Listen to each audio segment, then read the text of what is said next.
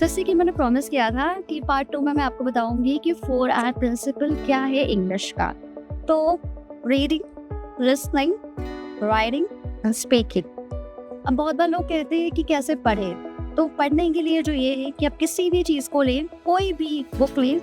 अगर आप बहुत बेसिक स्टूडेंट हैं तो एक छोटी सी क्लास 1-2 की इंग्लिश की बुक उठाएं। I wake up, I to brush, etcetera etcetera, ऐसी कोई भी छोटी छोटी चीज़ें ये और भी छोटा करें। My name is Mohan, I am 40 years old, I like playing, ऐसे पढ़ें। बट शर्त ये है कि आपको इसको अलाउड पढ़ना है, जोर जोर से बोल के पढ़ना है। हम जोर जोर से जब पढ़ते हैं तो हमारे ये 3R प्रिंसिपल काम करता है। जब भी हम किसी चीज़ को पढ़ रहे हैं तो पहले कि हमारा आँख उस चीज़ को देख रहा है, like we are saying something, उसके पिक्चर हमारे दिमाग में जा रहे हैं। वही चीज़ को अगर हम जोर जोर से बोलते हैं, उच्चारण करते हैं, तो 3R कैसे करेगा? पहले देखा, ठीक है, फिर उसके पिक्चर क्लिक हुई, फिर अब हम उसको बोल रहे हैं। बोलने के बाद तीसरा प्रिंसिपल क्या है? वो कानों तक गया। तो हुआ ना 3R, देखा, बोला, वो बातें कानों तक गई। तो वो जो शब्द है वो कहीं ना कहीं हमारे जहन में, हमारे दिमाग में जाके फिट हो जाता है।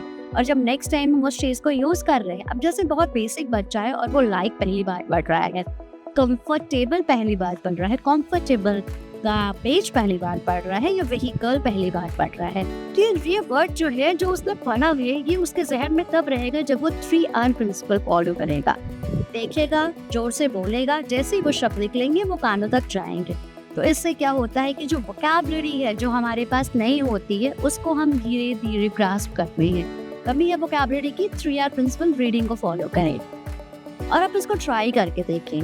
इसको एक ट्राई दें। सेम प्रोसेस से आप किसी भी चीज़ को रीड करें। एटलीस्ट आपको 7 दिन का समय दें खुद को। 7 दिन बाद आप मेरे कमेंट बॉक्स में आके बोलें कि आप इससे कितनी वोकैबुलरी को रिमेंबर कर पाते हैं। लाजमी सी बात है, प्रैक्टिस बहुत ज़रूरी है। बट मेरी बात को बहुत सीरियसली नहीं लीजिए कि आप प्लीज़ इंग्लिश को सीखिए। मैं खुद अभी अबू धाबी में हूँ, यूएई में हूँ, प्लीज़ मुझे इंग्लिश आती है।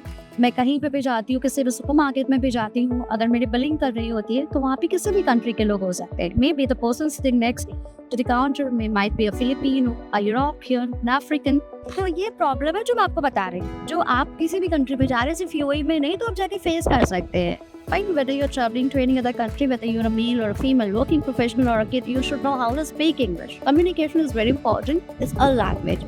लैंग्वेज ही है जो आपको दो लोगों से जोड़ता है। और बहुत इंपॉर्टेंट चीज़ है, जब भी आप पहली बार किसी से मिले तो प्लीज़ होठों पे एक प्यारी से मुस्कान लाइए, क्योंकि मुस्कान वो काम करती है जो बहुत सारी चीज़ें नहीं कर पाती है। तो मुस्कुराइए, किसी को ग्रीट कीजिए और प्लीज़ इसको सीखिए। और सबसे पहला चैलेंज लीजिए मेरे साथ 7 डेज़ का 3R प्रिंसिपल, 4R प्रिंसिपल में से एक प्रिंसिपल जिसको 3R रीडिंग फार्मूला मैंने आपको बताया है, उसको आप प्रैक्टिस कीजिए। जब भी आप वीडियो देख रहे हैं उसके 7 दिन बाद आप मुझे बताइए कि इस प्रोसेस से आपने कितनी सारी वोकैबुलरी अपने दिमाग में स्टोर करी, आपके जहन में कितनी सारी वोकैबुलरी रह रही है। फिर मैं पार्ट 3 में आपको 4R का सेकंड स्टेप बताऊंगी, जिसको हम 7 डे चैलेंज में करेंगे। और मैं ये भी बताऊंगी कि मेरी ये जर्नी कैसी चल रही है और इसकी शुरुआत कैसे हुई। So keep watching for part 3। Bye.